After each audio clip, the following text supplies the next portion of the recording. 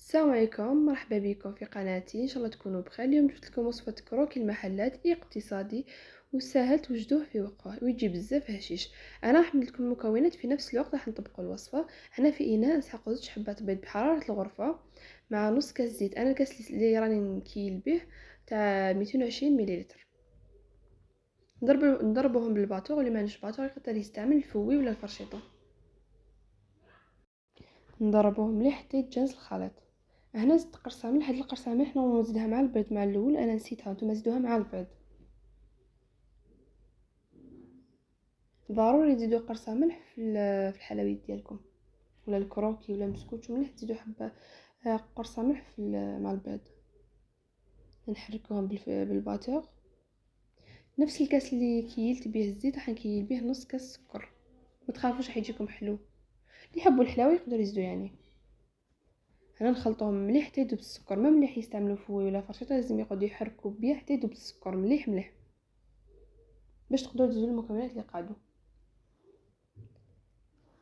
هنا زدت مغرفه تاع لافاني بودغ، اللي عنده سائله ولا عنده زيت اللي ما عندوش كامل يقدر يستعمل زيت دو سيترون، زيت دورانج على جل الريحه. هنا نحركوه.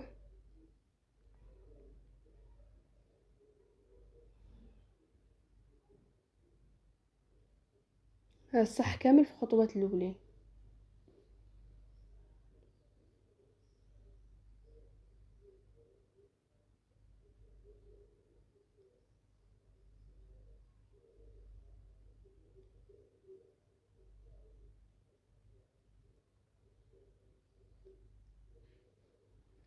انا هاد الخطوه اختياريه، زدت انا 2 مغارف مايزينا، واللي ما عندوش يقدر يستغنى عليهم.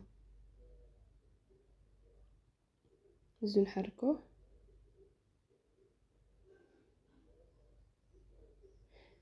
هنا دوك ما نزيدوش نستعملوا الباطور، نستعملوا يدنا. هنا الفرينه مقدرش نقول لكم الكميه بالضبط، لانه كاين فرينه تشرب كاين فرينه ما تشربش. انا درت هاد تقريبا كاس، قريب كاس ونص تاع فرينه مع باكي لا ليفير شيميك، باكي كومبلي. انا كل 2 حبات بيض حنستعملو باكي تاع لا ليفير شيميك مع نص كاس زيت قاعده، ونحركوه بيدنا. لازم يكون الخليط يتلاصق ونلموه، ما نعجنوش غير بصباطينا برك.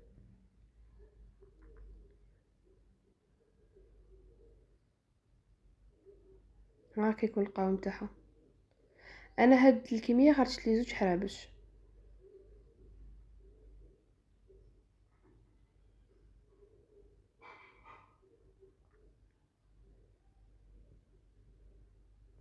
نلموه كامل. هنا قسمتها على 2، دهنت يديا بالزيت وبديت نشكل فيه. تحبوه معرض تحبوه مرقق كما تحبوا نتوما، الشكل نتوما تحكموا فيه. انا درتهم هكا كما راكم تشوفوا، وحليتهم بيدي بس راح تنفخهم بعد، بس كان دايره الخميره لداخل.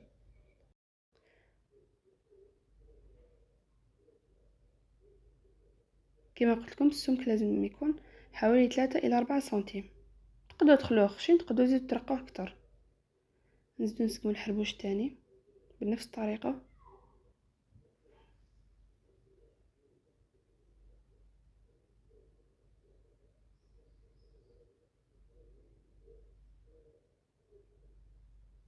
انا نستعمل بابي كويسون باش تجيني سهله، باش نحافظ على الشكل ديالهم. هنا في كاس درت حبه بيض، تقدروا تستعملوا غير الصفار بس انا درت غير كميه قليله، نستعمل صفر واحد. انا زدت مغرفه كاكاو. اللي يحب يستعمل نيسكافي يقدر يستعمل نيسكافي، اللي يحب يستعمل الزيت يستعمل الزيت، اللي يحب يستعمل القهوه يستعمل القهوه. هذه الخطوه استعملوا واش حبيتوا. كاين اللي ما يحبش الكاكاو يقدر يستعمل القهوه، كاين اللي ما يحبش القهوه يقدر يستعمل الحليب. هذه هي. نضربوهم مليح وندهنوا بهم الحرابش ديالنا تاع الكروكي.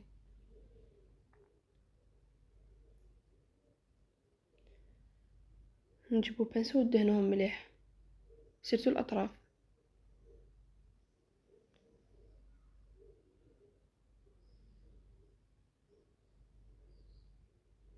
كاين اللي يخلوهم هكاك مع الاخر يدهنوهم بالمعجون ويزيدوا لهم مكسرات من الفوق. انا درت على طريقه المحلات.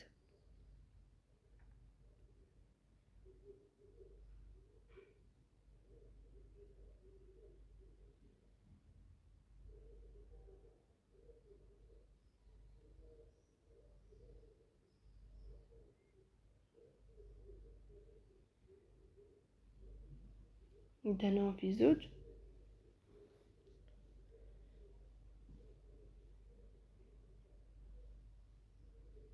هنا لازم توصلوا البيض للحواف باش ماشي من الفوق تحمركم في الطرف تقعد لكم بيضه.